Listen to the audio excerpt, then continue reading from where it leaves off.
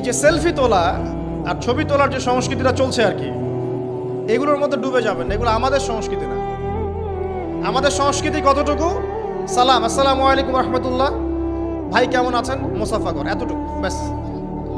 মুসাফা করার ফজিলত সম্পর্কে একটা হাদিসের মধ্যে এসেছে, মুসাফা করার পরে এই দুইজন ব্যক্তি বিচ্ছেদ হওয়ার আগেই তাদের সগীরা গুনাহ সব ঝরে পড়ে যায়। ছবি তুললে কোনো নেকি আছে এমন কোনো হাদিস আমার জানা নাই। ছবি তুললে, সেলফি তুললে আর ভিডিও করলে, লৌকিকতা প্রদর্শন করলে কোন একটা নেকি হবে এটা আমার জানা নাই। কোনো হাদিসে পাবেন আমার মনে হয় না, আমি চ্যালেঞ্জ করলাম।